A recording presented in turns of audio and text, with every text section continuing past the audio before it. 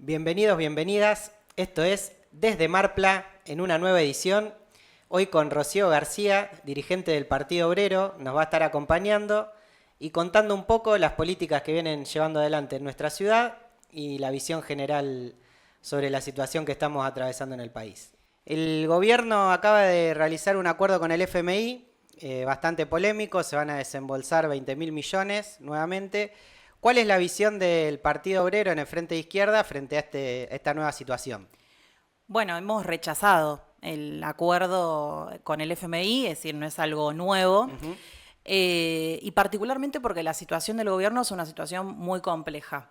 Recién estaba mirando una nota de hace 2 horas en Clarín. Efectivamente, la situación económica, que ya era una situación anunciada por propios y ajenos muy precaria, Sí.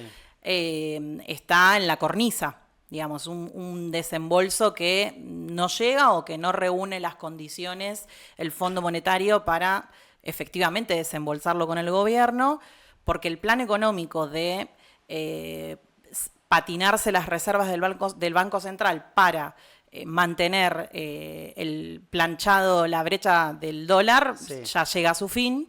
Y bueno, hay una presión muy fuerte por parte del fondo e inclusive sectores que están dentro del gobierno por devaluar la moneda, algo que el gobierno no quiere. Entonces la situación es muy compleja y el gobierno particularmente está en un dilema en qué es lo que va a hacer.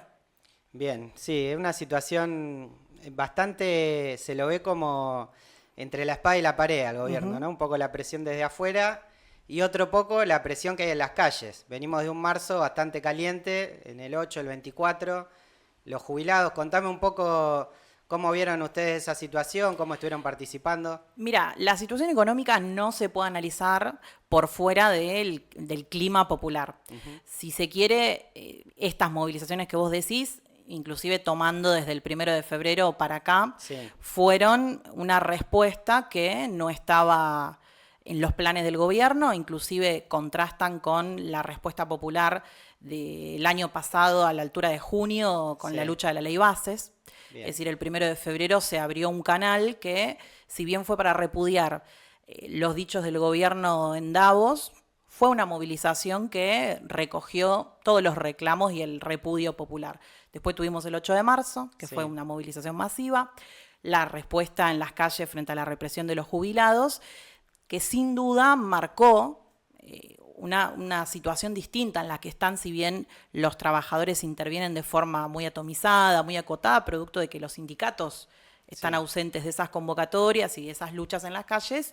Bueno, hay todo un panorama y las encuestas de opinión marcan una caída fuerte en la imagen del gobierno de Milei, particularmente en la figura de Milei, y eso va a tener una repercusión, particularmente porque la situación económica o el problema que tiene el gobierno con la situación económica tiene que confluir con estos reclamos, ¿no? Es decir, con los reclamos que se vieron en estas movilizaciones, que no fueron reclamos específicos por temas salariales, Sí. etcétera, pero que generaron una situación, un cambio de humor, que entendemos que tiene que ser para profundizar ese canal de enojo popular contra el gobierno.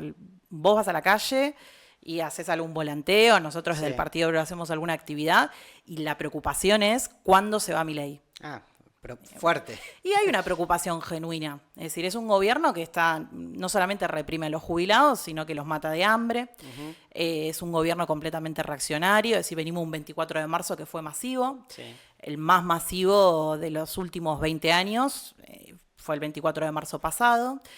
Justo, digamos, tuvo la perla de la provocación del gobierno con el video del AGE desde las redes oficiales. Entonces, bueno, se va generando una situación en términos de movilización popular que de alguna manera tiene que confluir con los reclamos muy particulares en términos económicos.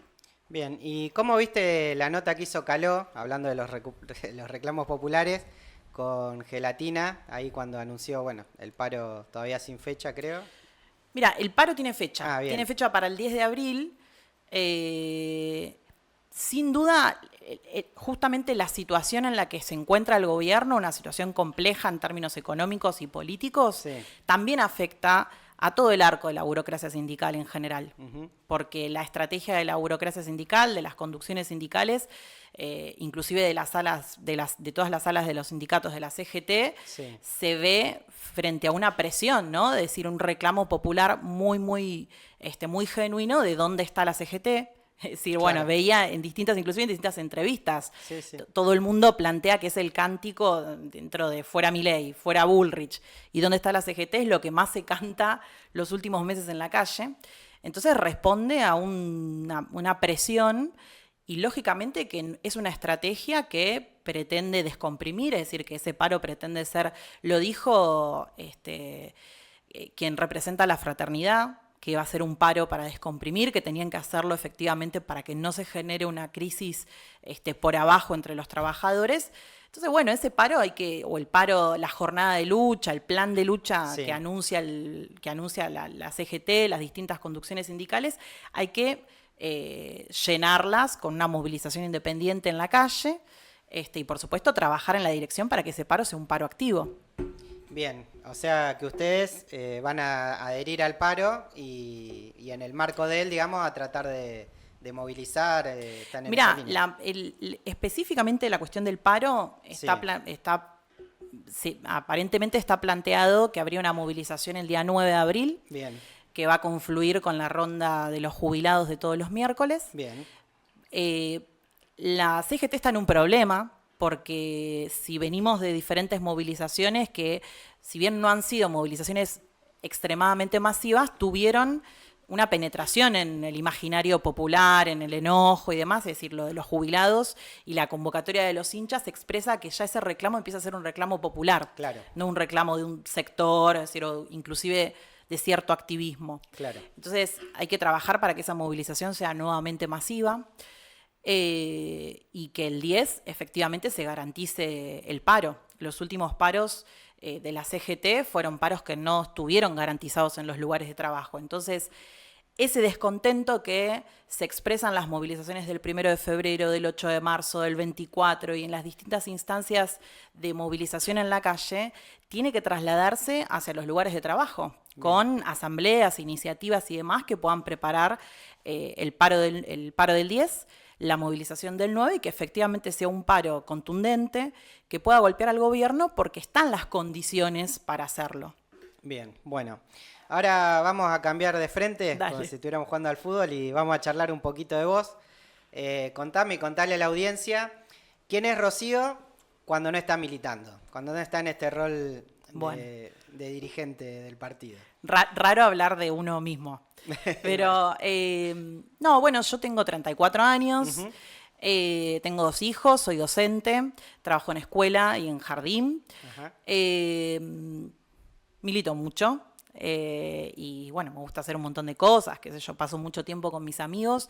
Nací en la ciudad de La Plata, Ajá. ahí empecé a militar, ahí estudié, me formé y empecé a militar y después vine a vivir hace algunos años acá a Mar del Plata y me quedé, así que estoy muy arraigada en esta ciudad. ¿Te gusta Mar del Plata? Sí, me gusta mucho Mar del Plata. Bien. Tengo el corazón 50 y 50, pero con La Plata y Mar del Plata, pero realmente me gusta mucho esta ciudad y quiero seguir estando acá. ¿Futbolera? La Plata es una ciudad muy futbolera. Sí. ¿Sos de alguno de los platenses? De Estudiantes de La Plata, por supuesto. Bueno, ahí te tiro una pregunta de fútbol, ya que estamos, que a mí me gusta. Bueno.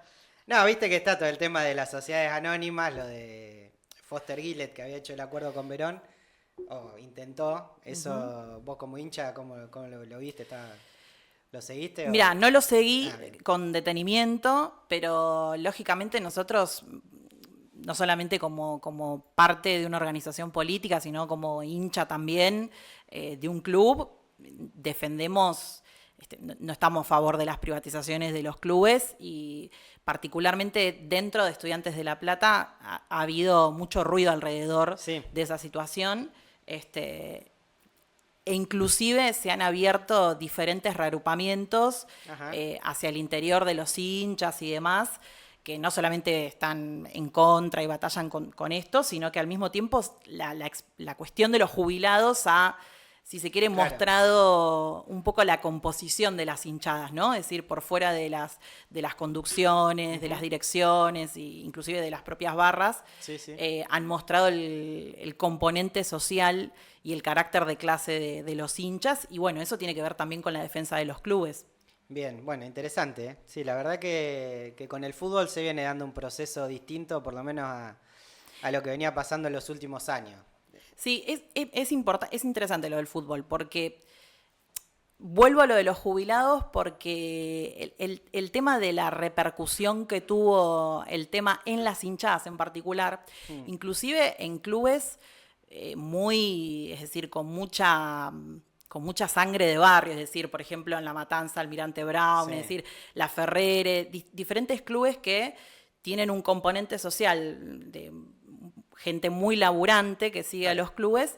Bueno, ahí ya hay un síntoma de que toda la cuestión política y económica y el rechazo en general a las políticas del gobierno y demás, que están alineadas con las conducciones de los clubes, etcétera, y que no defienden los intereses verdaderos de los hinchas, Sí.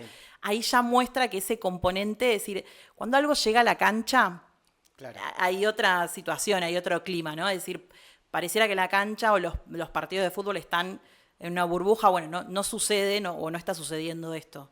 Sí, sí, es como cuando en el almacén se empieza a hablar de Viste, empieza a ser política. algo más de a pie. Sí. Ya no es una cuestión de que el tema inflacionario, la crisis política, económica y demás, solo se habla en un sector activista, militante, sino ya que hay una preocupación más popular. Las hinchadas de fútbol y los equipos de fútbol en general siempre han tomado Sí. reivindicaciones. Venimos acá en Mar del Plata del asesinato de Matías Paredes y ha sido también Sí. algo que se expresó en la cancha y demás, y ha sucedido siempre. Pero esto me parece que es un componente particular. Bueno, ya que mencionaste a Matías, la hinchada de Alvarado también participó de la movilización de los jubilados, que Sí. él estaba ligado al club. Y esto responde un poco a las políticas de Montenegro. ¿Cómo atravesaron ustedes como organización y también cómo lo viviste vos, esto de tener un intendente que trate de fisura a la gente que vive en la calle con esa persecución? Mira, yo creo que Montenegro está cumpliendo al pie de la letra la tarea para ser el mejor alumno de Milei, ¿no? Es decir, bueno, estaba inclusive esta idea de que se iba a poner la peluca, de que iba a ir una alianza con la Libertad Avanza, habrá que ver en qué queda eso efectivamente, pero muestra toda una política de ultraderecha que ha reforzado el último tiempo. Y particularmente nosotros nos hemos movilizado frente a esa situación en diferentes instancias, con distintas acciones, y particularmente hay que repudiarlo porque Montenegro inclusive se apoya, no solamente a través de la creación de la patrulla municipal, sino que se apoya en la propia bonaerense. Es decir, el escándalo de la policía bonaerense en la provincia de Buenos Aires escala y tiene también un epicentro muy importante en nuestra ciudad, en la ciudad de Mar del Plata. Es decir, cómo han removido las cúpulas de la bonaerense, es decir, por diferentes casos de corrupción, de coima, etcétera, estar metidos en la organización del delito, inclusive del propio narcotráfico, y eso envuelve al intendente en un armado completamente mafioso, en la que hay una connivencia con la policía bonaerense y por supuesto la patrulla municipal, y hay que plantear una salida para organizar inclusive ese sector, ya sea de personas que están en situación de calle, que expresan una ciudad con un déficit habitacional muy grande, Sí. con un déficit de políticas públicas que tengan que ver con la contención, la salud mental, las adicciones y demás. De eso no hay nada. Y al mismo tiempo, bueno, los sectores como los cuidacoches, que efectivamente realizan un laburo. Claro. Es decir, realizan un laburo que no está regulado por ningún ente del Estado en términos municipales o provinciales. Todo lo recaudado por el intendente con el estacionamiento medido y demás, bueno, todavía no sabemos qué es lo que sucede con ese dinero, pero sí que hay una persecución muy clara y que tiene la intención de reforzar este discurso derechista, de mano dura en la ciudad, que da o que genera el caldo de cultivo para que suceda después lo que Claro. sucedió con Matías Paredes, ¿no? Es decir, una policía envalentonada a nivel nacional, a nivel provincial, en el propio distrito, que va y te mata a un pibe, e inclusive la intervención de las fuerzas federales acá en la ciudad. El mes pasado, en el puerto, intervino la prefectura para Sí. reprimir a los laburantes que estaban bloqueando los portones por condiciones laborales, por aumento de salarial y demás. Sí, eso fue una novedad en la ciudad, porque después en lo que se refiere a las movilizaciones que hemos participado siendo parte de jornadas nacionales, Sí. no se ve mucho a la policía generalmente. No, no se ve mucho a la policía, pero mira, ya hubo un intento de protocolo, si se quiere, represivo anterior a este episodio en el puerto, a estos 2 episodios en el puerto. El año pasado, hacia las organizaciones del movimiento piquetero de la ciudad. Rápidamente eso fue denunciado, inclusive no volvió a suceder, pero hemos sido parte de movilizaciones que reclamaban alimento para los comedores populares, donde se ha desplegado un protocolo, inclusive hace 2 años atrás, en el reclamo de las canastas navideñas, un reclamo histórico de las organizaciones barriales de la ciudad, que han sido quitadas por el intendente ya hace 2 años. También se llevó adelante un protocolo. Hacía 15 días que había ganado el gobierno de Milei. Claro. Por lo tanto, la situación represiva tiene su expresión, lógicamente que no al punto que sucede en Plaza de Mayo, en Capital Federal, pero tiene toda una expresión en la ciudad de Mar del Plata. Bien, y yendo un poco, este año va a haber elecciones, va a ser un año raro, porque te paso por un lado. Muchas elecciones. Muchas elecciones, pero distintas, porque una de provincia, otra de nación. Te quería preguntar, ¿cómo ven, por un lado, la reforma electoral que impulsó Milei? Y, bueno, contame eso y después te sigo preguntando. Mira, la reforma electoral tiene como objetivo la intervención completa del Estado, inclusive las propias organizaciones.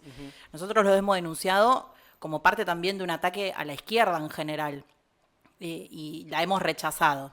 Si bien siempre fuimos desde la izquierda, particularmente desde el Partido Obrero y del Frente de Izquierda desde su constitución, muy críticos y hemos estado en contra de las PASO, por ejemplo. Sí. Hemos rechazado esto porque forma parte de una maniobra del propio gobierno en la que han entrado inclusive los diferentes partidos tradicionales. Entonces, bueno, hay todo inclusive la maniobra continúa, ¿no? Porque está todo el dilema de si efectivamente se sostienen las PASO en la provincia de Buenos Aires, qué va a suceder con todo el problema que tiene Kicillof en la provincia, si las despega, si no las despega, si las desdobla. Pero bueno, entendemos que la situación... Mira, el tema de las elecciones es complejo porque hay un aceleramiento tan importante de la situación política que no digo que no hay que pensar en ellas, porque hay que hacerlo y porque es importante también, pero también la cosa está pasando por otro lado, inclusive. Claro. Bien, bueno, y la otra que te iba a hacer tiene que ver, entiendo por lo que me decís que no está el enfoque ahí. Yo pensaba, viendo el escenario y un poco cómo se ha venido manejando el Frente de Izquierda en los últimos años, o los debates que ha habido, ahora sin las PASO, puede pasar, si hay muchas listas de izquierda, que tienda a repartirse un poco el voto, lo que como consecuencia puede traer menos diputados, si sucediera. ¿Ustedes están pensando en una política de tratar de agrupar a toda la izquierda atrás del FIT o en algo en particular? Mira, eso siempre formó parte del debate de cara a las elecciones en el Frente de Izquierda. Sí. Yo creo que lo mejor, nosotros hacemos un planteo ya hace mucho tiempo hacia el interior del Frente de Izquierda, es decir, hacia los 4 partidos que lo integran, e inclusive hacia la propia izquierda, de poner en pie un congreso del Frente de Izquierda. Particularmente para poder discutir con su militancia, la militancia de las organizaciones que integran el Frente de Izquierda, de las que adhieren al Frente de Izquierda, porque hay organizaciones que quizás no forman parte a nivel nacional, pero forman parte y terminan llamando a votar al Frente de Izquierda o integran las listas del Frente de Izquierda en las provincias, en los distritos, de un congreso que pueda discutir cómo encaramos el proceso de las elecciones de ahora en adelante. La situación política y económica ha cambiado muchísimo en relación a las últimas elecciones, entonces más que nunca es pertinente una instancia de deliberación, de debate, de cuál va a ser el programa, cuál va a ser su planteo, inclusive cómo van a estar constituidas sus listas.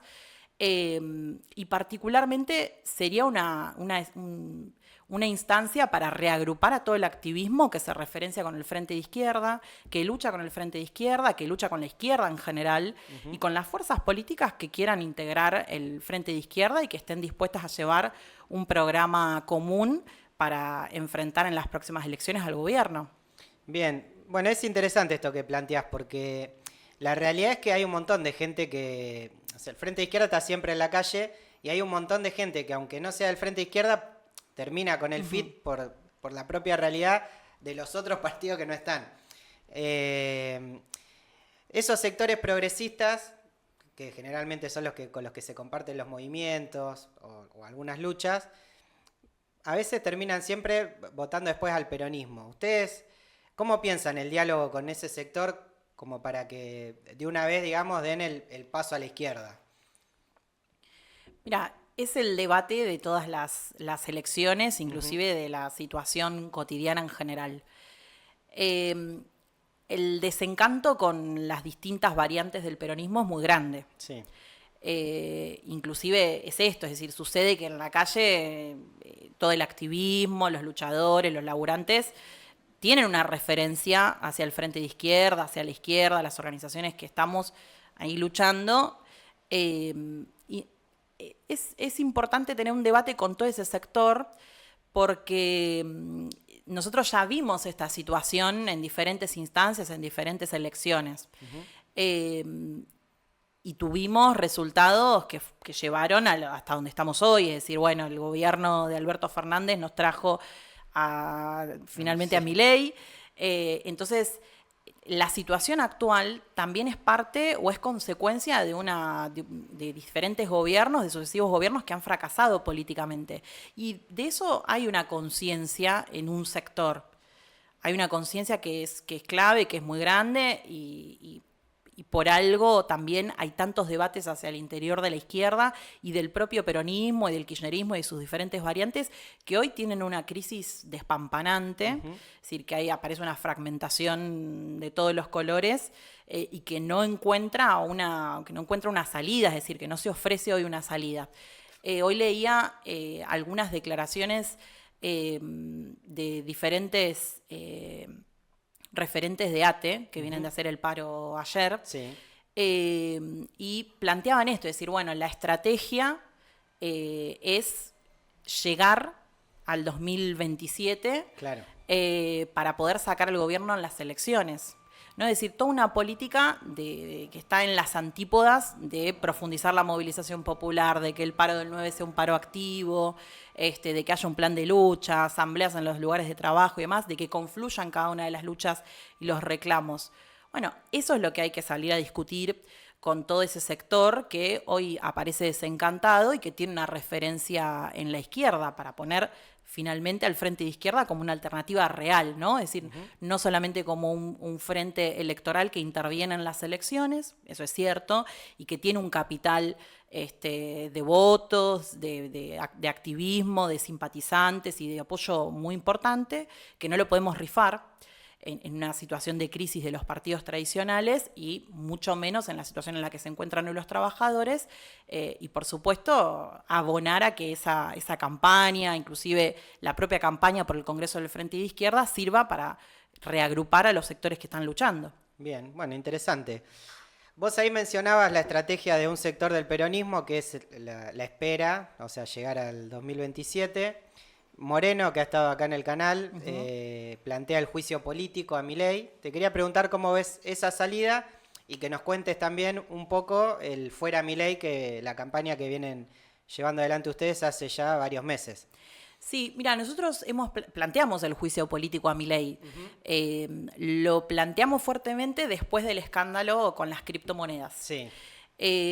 Particularmente porque y inclusive fue un planteo que fue rechazado por el Congreso. Sí. Y ahí se demostró de alguna manera que efectivamente el juicio político que agitaban los sectores del peronismo no era un juicio político posta, un juicio político en serio, porque el planteo del juicio político lo que desarrolla es que aún en los términos capitalistas del propio gobierno, es decir, que estafó a otra manga de capitalistas, a otra manga de empresarios, aún en sus propios términos, también se tiene que ir. Claro. Entonces, el juicio político que nosotros planteamos y que llevamos al Congreso y que fue rechazado, vino de la mano del Fuera Milei. Algo que nosotros entendemos que empieza a abrirse paso, es decir, no, es cierto que no hay ahora una situación en la que uno pueda decir, bueno, el gobierno es inminente que caiga, pero sí hubo un punto de inflexión, ya te digo, desde el 1 de febrero hacia acá. Sí. La situación no es la misma, no solamente en términos de crisis política, hacia el interior del gabinete, en términos económicos y demás, sino que las movilizaciones que estuvimos viendo, bueno, han cambiado un poco el panorama y es necesario, inclusive el Fuera Milei fue, qué sé yo, acá en Mar del Plata y en todo el país, es una consigna que se canta, Sí, que se escucha y demás. Y que se suma a la del Fuera Bullrich, después de la represión del miércoles 12. Uh-huh. Y es muy importante plantear el Fuera Bullrich junto con el Fuera Milei, porque Milei no puede gobernar si no la tiene a Bullrich. Al día siguiente de la represión del 12, la represión que fue brutal, o a los 2 días, creo que cuando fue la Expo Agro, uh-huh, a los pocos días, Milei la sentó a Bullrich al lado, ¿no? Y hizo toda una demostración en las redes sociales de darle un respaldo a la ministra que había llevado adelante esa represión. Bueno, eso es un signo de que no puede gobernar sin esa represión y sin Bullrich. Entonces, la consigna de Fuera Bullrich es muy sabia y le pega, si se quiere, por elevación al propio gobierno de Milei. Claro. Sí, Bullrich y Caputo son como las dos torres del gobierno, un poco. Son las 2 torres, pero inclusive Caputo está ahí en veremos, porque hace horas que está Sturzenegger inclusive planteando que hay que levantar el cepo y demás, y el propio Milei es el que se niega, inclusive Caputo, y está ahí como en la cuerda floja. Hoy Caputo se patinó $192 millones para sostener el tipo de cambio, solamente hoy. Claro. Y en los últimos 7 días más de 1.300 millones. Entonces el plan económico de patinarse las reservas que están en rojo del Banco Central tiene las horas contadas. Bien, bueno, y ya para ir cerrando, contame un poco cómo está la causa con Chiquito Beliboni, que viene siendo atacado ya también hace tiempo por el gobierno. ¿Cómo viene la situación con él y con la organización? Bueno, nosotros estamos llevando adelante ya una campaña hace bastante tiempo, desde que comenzó el ataque hacia las organizaciones y particularmente hacia el Polo Obrero. Hay un pedido de elevación a juicio. Uh-huh. Este 24 de marzo colocamos muy fuerte la consigna de no a la elevación a juicio a los compañeros del Polo Obrero, los 15 compañeros que están en la causa que ha armado el gobierno, y hemos recogido mucha solidaridad durante todos estos meses. Una campaña difícil, pero una campaña que viene recogiendo mucho apoyo popular. Venimos a hacer inclusive actividades en la UBA, en distintos lugares, con reconocidos abogados y referentes muy conocidos en el mundo de la justicia, inclusive de todo el activismo, que se han solidarizado con la causa. Novedades, entendemos que en los próximos días, durante el mes de abril, el mes entrante, va a haber novedades en relación a la elevación a juicio y tendremos que reforzar una campaña de movilización y de solidaridad frente a todo un ataque que tiene como objetivo disciplinar al conjunto de las organizaciones y que puede ser un golpe al derecho a la protesta en la Argentina. Es decir, si efectivamente sucede la criminalización y la condena a los compañeros del Polo Obrero, va a ser un golpe a todo el que se movilice y a todo el que se organice en nuestro país frente a cualquier reclamo contra el gobierno y los gobiernos provinciales. Si bien la situación en términos de esta propia causa tiene sus particularidades, que es conocida por todo el mundo, es decir, nos han negado el derecho a la defensa, la presentación de las pruebas, etcétera, también tenemos compañeros que están imputados en las diferentes provincias por los gobiernos provinciales. Ajá. Entonces, la situación de criminalización es generalizada. Claro. Y hay que, bueno, abrir todo un camino de movilización, inclusive de los propios compañeros del movimiento piquetero y del polo obrero, para derribarla, para demostrar que efectivamente los responsables de la situación de miseria y de hambre a la que nos han empujado y a la que han empujado los sectores más vulnerables de este país son el gobierno de Milei y todos los estafadores, y no quienes hemos encarnado la lucha de organizarnos en las barriadas populares más pobres de este país. No hay que dejar de ver que Milei, el gobierno, desde el día cero que asumió, le quitó todo tipo de asistencia a las organizaciones y particularmente a los comedores populares. Sí. Hace ya va a ser 2 años que no reciben ni un solo kilo de alimento. Claro. Y la situación es muy desesperante porque tiene como objetivo desarticular las organizaciones que no solamente funcionan en relación a las necesidades más urgentes como el alimento, el reclamo de trabajo genuino, sino que al mismo tiempo son las organizaciones barriales las que muchas veces funcionan como una barrera de protección en los barrios frente al avance del narcotráfico, ¿no? Sí. A las zonas liberadas, la violencia de género, es decir, situaciones muy complejas. Somos las organizaciones que estamos en los barrios las que estamos ahí sosteniendo a los trabajadores, a todo el movimiento de desocupados, inclusive a los propios pibes. Bien, bueno, sí, la verdad es muy, muy fuerte todo eso. Bueno, ahora para ir cerrando, te voy a dejar un minuto para que vos le hables al público que te está escuchando y le cuentes por qué sumarse a militar con vos al Partido Obrero, pero antes, te dejo que lo pienses, suscríbete, dale me gusta al video, comentá, dejanos tu opinión. Nosotros en Un Gallo para Esculapio somos un medio independiente, así que todo aporte que hagan nos colabora un montón.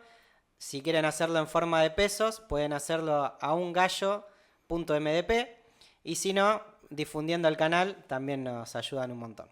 Así que bueno, Ro, te dejo para que les hables. Bueno, no, yo creo que la clave ahora de este momento es organizarse.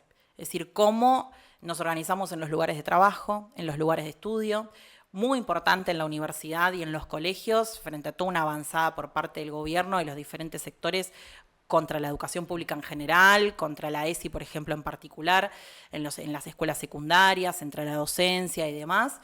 Y cómo nos organizamos, creo que la parada más importante es el 9 y el 10, es decir, el próximo paro, es decir, cómo llevamos adelante asambleas en los lugares de trabajo y que nos puedan conducir a un camino de recuperar inclusive los sindicatos, ¿no? De recuperar los gremios de la mano de las conducciones traidoras, entregadoras, y eso tiene que ver con estar en primer lugar organizado.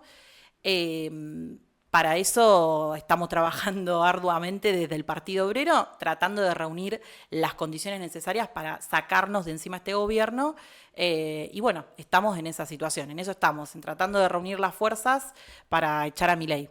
Bien, y lo último, decí dónde los pueden encontrar acá en Mar del Plata, redes sociales y el local, si querés. Bueno, nuestro local está ubicado en la calle Belgrano y 14 de julio.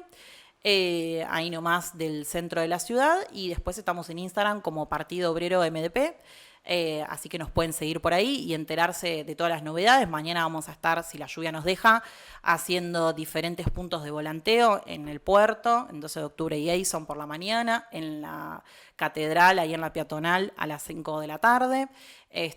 Venimos de hacer diferentes jornadas en el propio parque industrial, con los laburantes, ahí en PepsiCo, ayer a la madrugada, así que bueno, vamos a estar llevando adelante diferentes actividades. Y la semana que viene, ahora sí meto un chivo que me acordé, en la Facultad de Humanidades, en el aula 30, en el nivel 9, vamos a proyectar La Patagonia Rebelde, bueno. Así que es una linda actividad. Frente a los hechos de público conocimiento del gobierno que ha quitado el monumento a Osvaldo Bayer, así que vamos a estar haciendo esa linda actividad para que la juventud... Es el jueves que viene, jueves 3 de abril a las 6 de la tarde. Bueno, perfecto. Bueno, Rocío, muchas gracias por tu tiempo. Esto ha sido desde Marpla, desde Un Gallo para Esculapio. Les agradecemos haber llegado hasta acá y los esperamos en la próxima edición.